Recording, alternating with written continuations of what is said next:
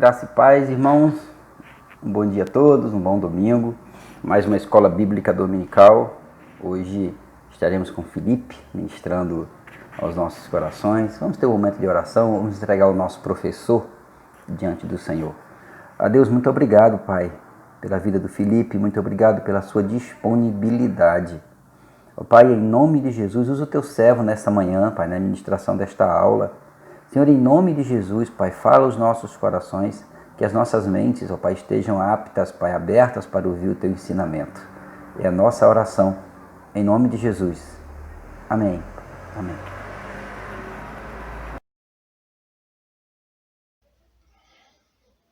Bom dia, amados irmãos. É muito bom estarmos aqui mais uma vez. Lembrando que hoje é a última aula que é gravada acerca dos panoramas bíblicos. Nós estamos hoje no livro de Salmos e nós vamos aprender um pouco acerca desse livro. Vamos ver algumas curiosidades, algumas informações pertinentes que nós encontramos nos livros dos Salmos. Nós vamos entender por que eu disse livros dos Salmos. Bom, os Salmos seriam como uma coletânea de músicas, de louvores. Então imagina aí uma coletânea de 150 louvores acerca de um país, acerca de um lugar. Eu fico imaginando como seria um salmo de louvores do nosso país. Como seria isso ao passar dos anos aí do Brasil. Mas os salmos, eles são basicamente isso. Uma coletânea, ou seja, um conjunto onde nós encontramos 150 músicas organizadas dentro de livros. Nós vamos entender por que são livros. Bom, tendo uma visão panorâmica do livro de Salmos, nós vamos ver que existem um número grande de autores. Nós temos Davi como um dos principais autores dos livros dos Salmos, mas nós também vamos encontrar Moisés, Salomão, os filhos de Corá, os filhos de Asaf, entre outros escritores. Os especialistas, eles vão datar o livro de Salmos entre 1440 a.C., nós vamos ver isso lá no Salmo 70, a 420 a.C., nós vamos ver isso no Salmo 119. O local, a maioria, era em Jerusalém, mas nós vamos ver alguns salmos de romagem, outros salmos que são essa caminhada até Jerusalém, mas os salmos, em sua suma, foram escritos em Jerusalém. O versículo-chave do livro de Salmos se encontra lá em Salmos 150, no versículo 6. Vamos ler comigo? Salmos 150, versículo 6. E o Salmos 150 vai dizer o seguinte: todo ser que respira, louve ao Senhor. Aleluia. Então esse é o versículo-chave dos livros dos Salmos. E nós vamos encontrar como palavra-chave, obviamente, louvor, já que o livro vai todo ele nos mostrar o louvor a Deus, o louvor daquelas pessoas, o louvor do povo de Israel para com Deus. Então nós temos versículo-chave 150, o versículo 6, é o último versículo dali do livro dos Salmos, e a palavra-chave como louvor. Os Salmos, eles são uma coleção poética inspirada, muito bem organizada. E algo interessante é que as coletâneas, os livros dos Salmos, eles foram organizados de forma que eles combinam o seu tema predominante de acordo com o Pentateuco. Nós vamos ver isso agora. Eu vou deixar aqui na tela toda, que eu acho que fica mais fácil da gente conseguir visualizar isso. Os irmãos vão ver aqui a divisão dos livros, quem os escreveu e como é que funciona mais ou menos a dinâmica do livro. Então eu vou colocar aqui na tela cheia para que os irmãos tenham entendimento. Bom, vamos lá. Na parte superior, os irmãos estão vendo aí o livro 1, livro 2, livro 3, livro 4 e livro 5. O livro 1 vai do Salmo 1 ao 41, o 2 do 42 ao 72, o 3 do 73 ao 89, o 4 do 90 ao 106 e o 5 do 107 ao 150. O autor dos dois primeiros livros, a sua maioria, foi escrito pelo rei Davi. E os outros 3 livros subsequentes, o 3, o 4 e o 5, têm uma gama grande de autores. O tema principal do primeiro livro é a criação. Nós vamos ver isso lá em Salmos 8. Do segundo livro é a salvação e o livramento. Nós vamos ver isso em Salmo 46. O terceiro livro é a santificação. Nós vamos ver isso em Salmos 73. O quarto livro é a fidelidade de Deus. Nós vamos ver isso no Salmos 90. E o quinto e último livro é a lei do Senhor. Nós vamos ver isso no Salmos 119. Com referência ao Pentateuco, como eu disse, que ele faz uma correlação, ele combina os temas predominantes, nós vamos ver o livro 1 com relação a Gênesis, o livro 2 a Êxodo, o livro 3 a Levítico, o livro 4 a Números e o livro 5 a Deuteronômio. Nós vamos encontrar uma palavra muito interessante dentro do livro dos Salmos, que se chama doxologia. Doxologia vem do grego. Essa palavra ela significa, tem o seu significado como louvor e glória a Deus. A doxologia do livro 1 está lá no Salmo 41, no versículo 13. Os irmãos depois leiam em casa com mais calma. No livro 2, nós vamos ver que contém a maioria dos salmos de Davi. E lá no Salmo 72, 20, nós encontramos a doxologia do segundo livro. No terceiro livro, nós vamos encontrar a doxologia no capítulo 89, no versículo 52. E no livro 4, lá em Salmos 106, no versículo 48. Bem como no Salmo 150, nós encontramos toda a doxologia do livro, ou seja, o Salmo 150, ele louva e glorifica a Deus em sua totalidade. Vamos voltar aqui? Os Salmos, ele nos mostra que o povo de Israel ele aprendeu a ser justo e expressa o seu louvor, gratidão, confissão e adoração a Deus por meio de suas poesias, por meio da música, por meio dos salmos que eles iam escrevendo, os louvores que eles iam escrevendo, eles escreviam em forma de adoração a Deus. E aí nos vem a pergunta, os salmos seriam então poesias? Talvez sim, talvez não. Quando nós lemos o livro dos Salmos, podemos perceber um teor poético acerca desses textos. Três coisas são fundamentais para defini-los assim. A primeira coisa é a figura de linguagem, ou seja, são expressões ou maneiras de usar as palavras fora do seu sentido natural ou concreto. As figuras de linguagem mais comuns no Antigo Testamento são a metonímia, merisma e a personificação. Metonímia é uma substituição de uma palavra por outra. Vamos ler lá nos Salmos 50, no versículo 19, para a gente entender isso um pouco melhor. Salmos 50, 19 diz assim: solta a boca para o mal e a tua língua trama enganos. Aqui nós entendemos que o que trama são as pessoas e não a língua. Mas aqui os Salmos faz essa substituição de uma palavra por outra. O merisma, nós vamos ver lá em Salmos 139, no versículo 2. Vamos abrir lá? Diz assim, sabes quando me assento e quando me levanto. De longe penetras os meus pensamentos. Aqui o autor ele vai usar dois opostos, assento e me levanto, para dar entendimento de um todo, ou seja, o Senhor está conosco a todos os momentos. E a personificação é quando atribui atitudes de uma pessoa ou de um animal a algo inanimado. Vamos lá em Salmos 96, 11. Diz assim: alegrem-se os céus e a terra exulte, ruja o mar e a sua plenitude. Então aqui nós podemos ver que o mar ele não ruge, quem ruge é o leão, mas o salmista usa essa comparação, ele atribui essa atitude ao mar. O segundo termo, segunda palavra que nós podemos atrelar aos salmos para compará-los com a poesia é o paralelismo. É o enunciado de uma verdade em duas sentenças, sinônimas, opostas ou complementares. Vamos ver alguns exemplos. Nós temos sinônimas, opostas e complementares. Nós vamos abrir em alguns textos para a gente ler e entender isso aí. Primeiro, lá em Salmos 1, no versículo 5, vamos ler? Por isso os perversos não prevalecerão no juízo, nem os pecadores na congregação dos justos. Aqui nós vamos ver palavras sinônimas, perversos e pecadores. Lá nos Salmos 1, também no versículo 6, nós vamos ver palavras opostas. Pois o Senhor conhece o caminho dos justos, mas o caminho dos ímpios perecerá. Aqui ele vai mostrar o caminho dos ímpios e o caminho dos justos.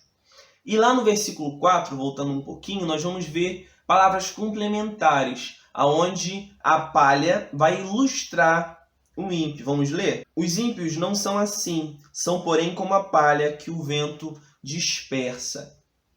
E a terceira palavra que é usada para entendermos os salmos como poesias é a palavra acróstico. E isso é muito interessante, era muito usado na língua hebraica, porque eles faziam o seguinte: a primeira linha, ou seja, as linhas ou estrofes dos salmos, elas iniciavam cada uma com letras em ordem alfabética, segundo o alfabeto hebraico, que possui 22 letras. Por exemplo, o Salmo 119, 22 estrofes, uma para cada letra do alfabeto, sendo que todas as linhas da estrofe começam com a mesma letra. O terceiro método usado para entendermos os salmos como poesias é o acróstico. Então nós temos a figura de linguagem, nós temos o paralelismo e temos a questão de serem acrósticos. Outra coisa interessante que nós vamos encontrar no livro dos Salmos são algumas anotações musicais.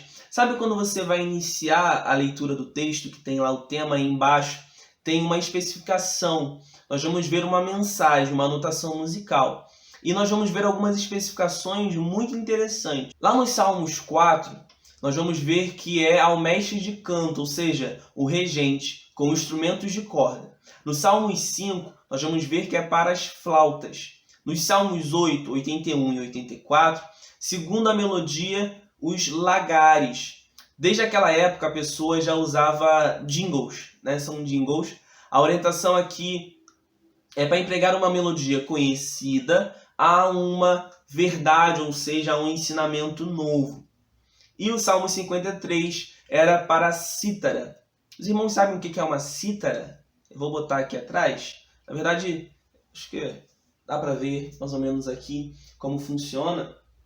É um instrumento de corda muito parecido com a harpa, tocada também em forma de corda. Então isso aqui é uma cítara, eu achei muito interessante.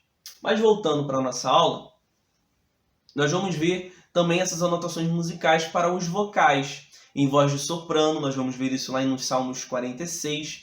Na Bíblia nós vamos encontrar menções aos sopranos e aos baixos. Os barítonos como eu, os mesos, as mesos soprano, os tenores e as contraltos ficam aí de fora, né? Mas nós vamos encontrar relação aos sopranos e aos baixos na Bíblia. Nós vamos também encontrar uma liturgia. Cânticos para o dia de sábado, lá nos Salmos 92. Cântico dos degraus, romagem, como eu falei no início, que são salmos que são escritos no caminho até Jerusalém. São salmos usados pelos peregrinos quando vinham subindo a Jerusalém para adorar ali no templo ou para o culto sacrificial. Nós vamos ver isso no Salmo 120 ao Salmo 134. Encontramos também salmos textuais. Nós vamos ver isso no Salmo 3, 7, 18, 30, 34, 51, dentre outros salmos, que encontramos informações que contam a história quando o salmo foi composto ou escrito. E vemos aqui que aprender muito acerca do louvor com o livro de Salmos. Então, nós temos aqui, dentro dos contextuais, algo muito interessante, aonde o alvo do louvor é sempre Deus, o adorador, o de coração limpo, o conteúdo certo, a pessoa e a obra de Deus, o momento de louvor, todos os momentos. Como louvar com toda a riqueza de instrumentos, vozes e sons que forem santos e consagrados ao Senhor. Dentro do livro dos Salmos também nós vamos encontrar algo que é a aplicação pessoal. Como o crente normalmente tem o seu salmo preferido, 23, alguns nos Salmos 23, outros nos Salmos 91, mas normalmente nós temos os nossos salmos preferido ou favorito. E agora eu vou passar para os irmãos um pequeno roteiro de como a gente pode fazer para estudar o livro dos Salmos e absorver o melhor que a mensagem tem para a gente, como aplicação pessoal nas nossas vidas. Mais uma vez, eu vou deixar agora aqui uma lista e nós vamos falando um a um acerca da aplicação pessoal. Eu vou deixar na tela toda, que eu acho mais fácil para a gente entender. A primeira coisa que a gente tem que fazer é ler os Salmos diversas vezes, várias e várias vezes. A segunda é vermos como esses salmos vão se encaixando aos estilos que a gente estudou. Depois, nós vamos pesquisar os sentidos figurados e as figuras de linguagem que nós podemos encontrar nesses salmos. Façamos também um pequeno resumo acerca dos salmos em uma oração. Podemos comparar os salmos a outros textos bíblicos que vieram à memória. Encontre lições para a sua vida nos salmos. Use perguntas assim: como, quando, por quê, com qual ferramenta. O tom também vai definir o assunto que é falado. Os salmos variam muito em estilo e se influenciam no seu significado. Sempre canções e poesias, mas com tônicas diferentes. Nós encontramos salmos com tom de lamento, messiânico, didático, confissional e de testemunho. O de lamento, ou seja, pedido de ajuda e socorro, mas que termina com louvor e confiança, lá no Salmos 12. Fala a respeito de Jesus, ou seja, messiânico, lá no Salmos 22. Salmo para ensino, no Salmos 32, didático, requisito para louvar a Deus de verdade. Salmo 51, confissão. E um salmo de testemunho. O autor conta o que Deus havia feito na vida de seu povo, lá nos Salmos 126. Vemos também sabedoria, palavra de Deus que leva ao temor do Senhor, ingrediente para uma vida sábia, Salmos 111. Peregrinação, verdades que o povo cantava durante as viagens aos cultos em Jerusalém, Salmos 133. E históricos, flash da ação de Deus na história do povo de Deus, Salmos 137. Então nós vamos encontrar nos salmos, de acordo com a sua temática, assuntos diversos, desde um lamento até um histórico, passando por messiânicos até de peregrinação. Então nós encontramos uma variedade muito grande de assuntos dentro da temática dos salmos. Mas isso não é apenas uma temática, nós vamos encontrar lições que vão muito além de louvores. O caminho do sucesso, nós vamos ver sempre que é o caminho dos justos. A atitude para ser santo é a meditação na palavra. O segredo para agradar a Deus é a santidade. A paz que tranquiliza a alma é a confiança em Deus.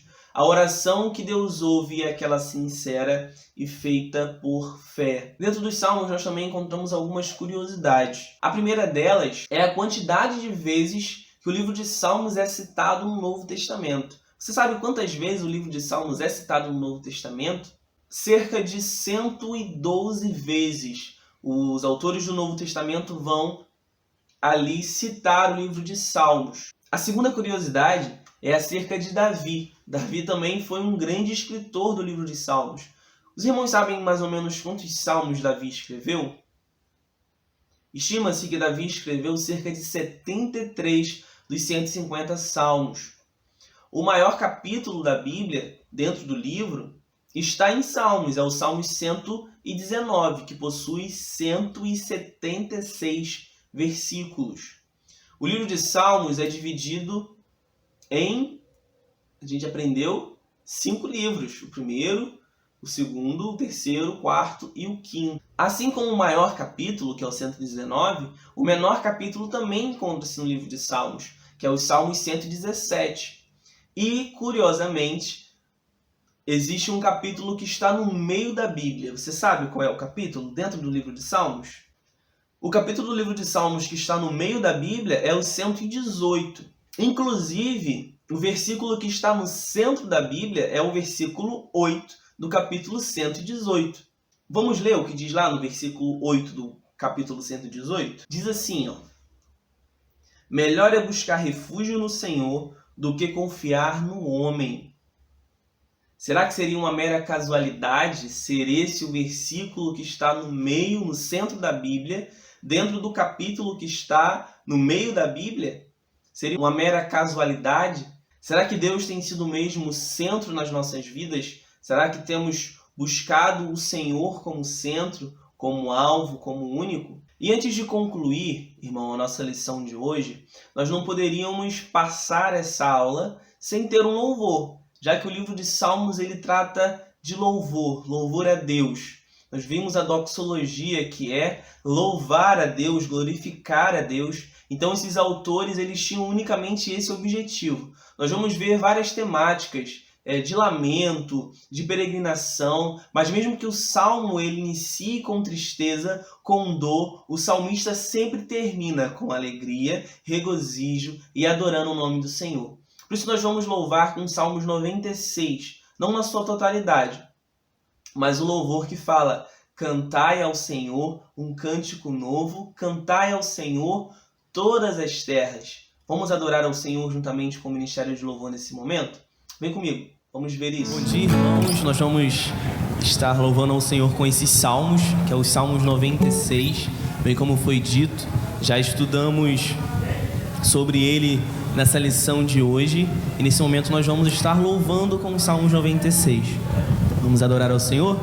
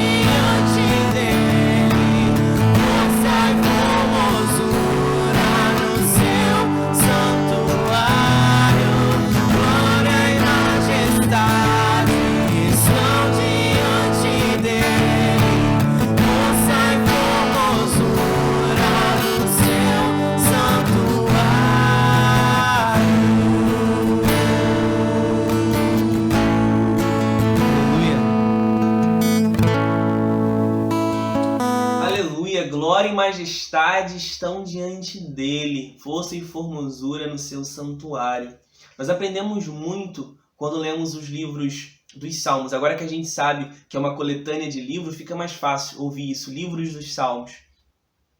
Então, se nós seguirmos aquela dica que eu deixei acerca de como ler, como estudar, os irmãos lembram quais são os passos? Vamos passar de novo quais são as aplicações pessoais? Primeiro a gente lê várias vezes. Depois nós vamos encaixando os salmos dentro do estilo que a gente estudou. Nós vimos lá os contextuais, os litúrgicos, os vocais. Depois disso, nós vamos fazer uma pesquisa acerca das figuras de linguagem, como a gente viu também. se é uma metonímia, ou seja, substitui uma palavra por outra, um merisma, onde usa opostos para significar o todo, se é uma personificação, ou seja, atribui atitudes de pessoas e animais a coisas inanimadas. Depois disso, nós vamos fazer um resumo desse salmo em oração. Depois nós vamos comparar com textos bíblicos que vêm à nossa mente, né? O Senhor é meu pastor e nada me faltará.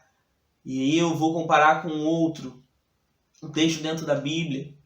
E nós vamos encontrar algumas lições acerca dos salmos, ou seja, nós vamos fazer perguntas àqueles salmos.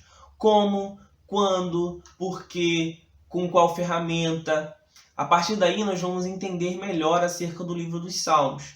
E entender que, assim como os salmistas, nós vamos passar por momentos de dificuldade, momentos de perseguição. Afinal, os salmos eles eram escritos em todos os momentos, em guerra, fora de guerra, em bonança, fora de bonança, caminhando. Mas todos eles glorificavam o Senhor, tinha esse objetivo de glorificar o nome do Senhor. Uma grande variedade em todos os sentidos. Não é difícil compreender os salmos e aplicá-los às nossas vidas. Vamos aproveitar essa semana para estudarmos o livro de Salmos.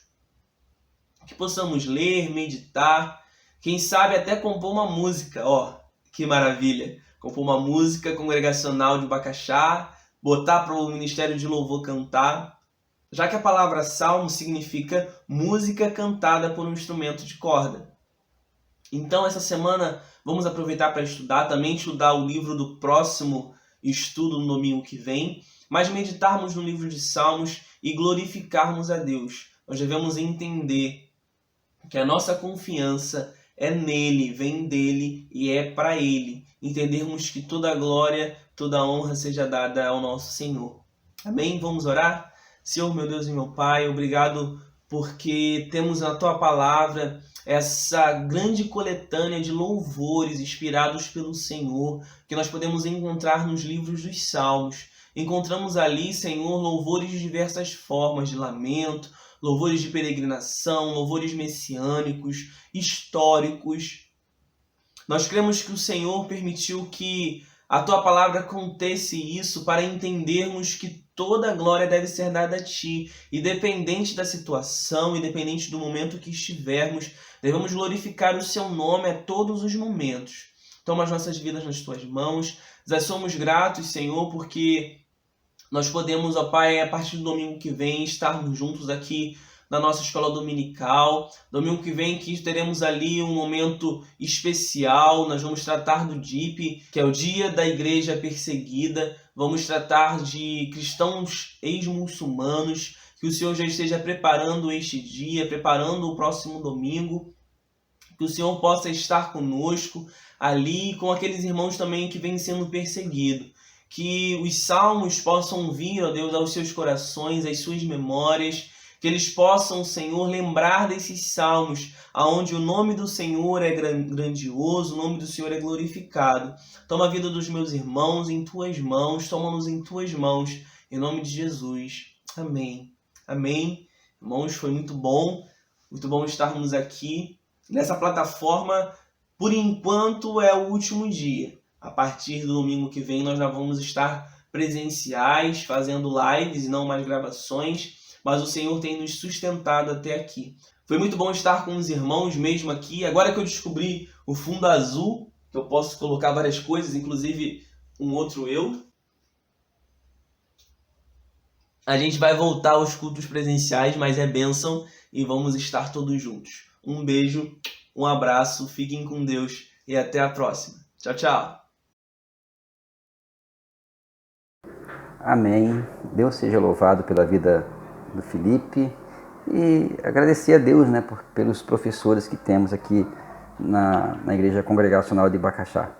Irmãos, eu quero fazer 3 convites a você nessa hora, antes do encerramento da nossa escola. Quero convidar você a estar conosco na nossa semana de oração pela Igreja Perseguida. Começaremos amanhã, segunda-feira, todos os dias, de segunda a sábado, das 7 às 8 da manhã. Estaremos orando aqui por missões e orando por nossos irmãos perseguidos no mundo todo. É setembro, o mês da Igreja Perseguida. O próximo domingo, dia 13 de setembro, é o Dia Internacional de Oração pela Igreja Perseguida. Eu quero convidar você a estar conosco participando dessa campanha, desses momentos de oração. No domingo pela manhã, dia 13, estaremos retornando aqui à nossa escola bíblica dominical. Teremos um estudo especial sobre cristãos ex-muçulmanos. Teremos à noite uma ministração também especial acerca do mesmo tema. Estará conosco o pastor Luiz Manuel Santos. O pastor Luiz Manuel é um pastor de missões, pastor batista da área de missões indígenas, e estará conosco trazendo uma ministração acerca da igreja perseguida em todo o mundo. Quero convidar você a estar conosco na semana de oração, na nossa reunião de consagração, domingo pela manhã, Escola Bíblica Dominical, nosso culto domingo à noite. E também quero te convidar para estar conosco logo mais, às 19 horas, no nosso culto de louvor e adoração ao Senhor. Deus abençoe a todos. Vamos orar ao Senhor? Seguindo o nosso moto, encerraremos a nossa Escola Bíblica Dominical nessa manhã. Senhor, muito obrigado pela vida do Felipe, Pai. Muito obrigado, Deus, por Tua presença em nossas vidas, Deus, e pela forma como o Senhor usou Teu servo. Pai, em nome de Jesus, conduz a Tua igreja, Senhor, na Tua presença, na adoração verdadeira, Pai, firme, fiel diante de Ti, Deus. É a nossa oração, Pai amado, em nome de Jesus. Amém, Pai. Amém. Nosso moto: ouve Israel, o Senhor nosso Deus é o único Senhor. Deuteronômio capítulo 6, versículo 4. Deus abençoe a todos. Um bom domingo. Até logo mais à noite.